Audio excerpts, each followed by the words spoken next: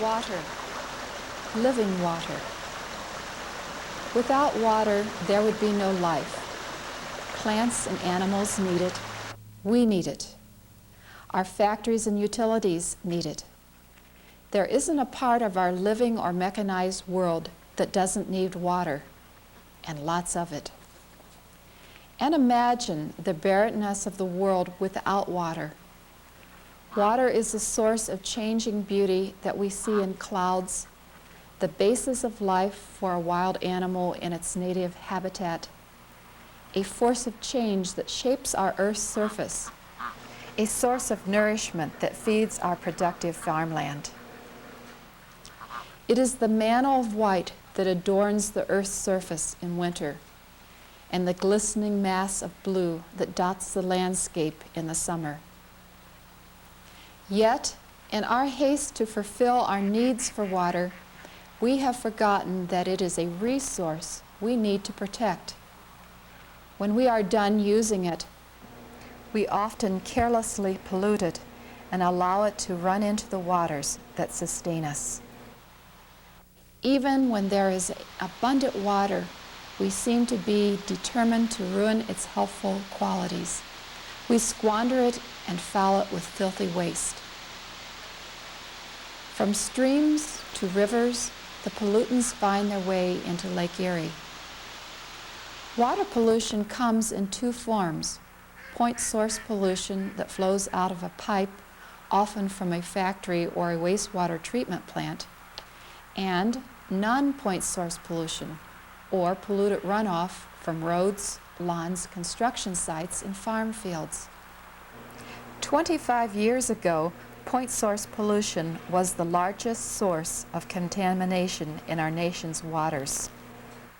Now, after millions of dollars have been spent under the Clean Water Act to clean up those sources, non-point source pollution is the largest contributor to water pollution. In thinking about how to protect our valuable water resources, then, let us start not at the river mouth, but back where the flow begins, on the streets, in our yards, at the sink. Here, each of us has an impact on the quality of our water, and each of us can make a difference in protecting it. We can eliminate or properly dispose of hazardous household waste, care for our yards, and control what flows down our drains. Water is important in our lives. If we want to be sure that we will have enough of it around in significant quantity to meet all of our needs, we must start taking better care of it. Teachers play a critical role in helping students understand the wisdom of taking care of our environment and becoming responsible members of our society. Learning to become stewards of our water resources is one vital aspect in this process. Following are two methods of testing water quality: biological macroinvertebrate testing and chemical analysis testing. Concerned students and teachers can learn how to test water quality using these two methods.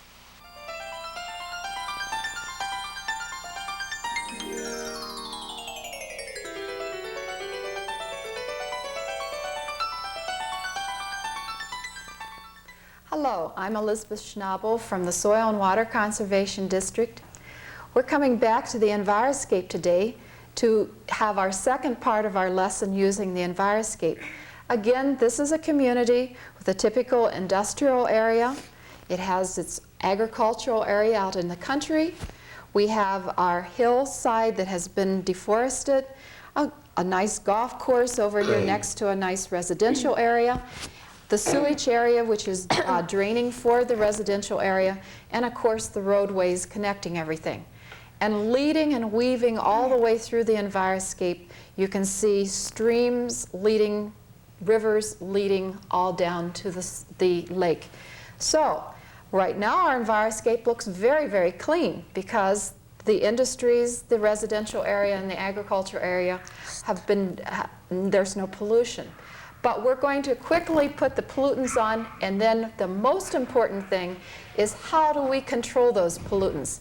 How do we keep the pollutants from getting into our water so that our water quality is good?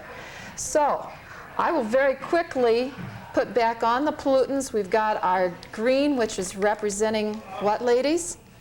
Nitrates. Okay, and I'll sprinkle them on very quickly. I'll put a few nitrates. What would be some of the places I should put nitrates? Factory. Okay, over here in the factory area. The golf course. Good. The sewage treatment plant. Okay. The nitrates many times either come from industrial waste The or lawns. Okay. This would be in what? Fertilizer. Good. So the fertilizers are over here keeping the grass extremely green.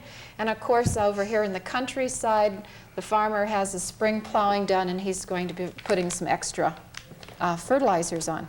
The red Kool-Aid is representing Phosphates. and we would find phosphates in what products? The factory. Okay. Fertilizers. This could be part of a byproduct from the factory. Farming. Okay. Again, a part of the... Fertilizers. Good. The golf course again. Good. The residential area. Okay. And we find phosphate is a part of detergents. Do you remember that? So, In the sewage plant. exactly right, because with so much of our clean clothes and our daily showers and everything, those suds can end up down in the sewage disposal area. Of course, we can choose to have low phosphate or detergents with no phosphates in it, but for right now, we're really going to pollute up this and see the extent of, if you use the correct practices, can we keep our water quality good? Okay, I have some soil here. On the mine. Okay, this has been either treed or lumbered off, or it could be strip mining that they've come in and have some mineral. Where else? Construction area. Definitely, because they're moving that loose soil back and forth. In the road. Good. The erosion. Erosion could happen if it starts raining on all this. The farming. Definitely. We can have either water erosion here, or we could have wind erosion like they have in the flat areas just west of where we live. But we have mostly water erosion here in northern Ohio because of our particular terrain. Okay, I have some detergent here. Where could I put this? Treatment plant. Okay. By the car. Okay, let me get caught up with you. I'll put a little bit of detergent over here. He's keeping that car of his, late model, perfectly cleaned up. I have here a product that is going to represent human waste, animal waste, Motor oil. and could be even some motor oil. We'll have it On the depicted. factory. Okay. Parking lot. Whoa, that really squirted there. Well, we really got carried away. And of course, this could be some from the factory. In here, in the sewage treatment plant. Definitely, if that's going to represent human waste. By the Where cow. the cow is. Because there is animal waste, unfortunately, now in the stream. By the car. Where Okay. changing is. Okay. Oil. Changing the oil. Okay. Could be a sad situation. I could grab my rain-making machine here and start spraying, and if you remember from the previous slide, we saw that all those pollutants then gathered in with the rainwater because we are in a watershed area, and it starts flowing down, down, down, and eventually into the streams and into the lake. What But- about the roads? Oh yes, we need to show that we have a little, what is it? Salt. Yeah. Chloride. Yes, a little chloride in here, so we've got that on. And even if the grass is green, we know that every once in a while we can get a snowstorm and an ice storm, even in springtime. And out they come with the salt trucks, and we've got ourselves, I'll even put it back here in the factory area, because all of them came in through the ice and snow, and now they're sitting there and it's melting onto the parking lot. You will view conservation practices used on the Enviroscape in a later lesson, which will decrease water pollution and increase water quality.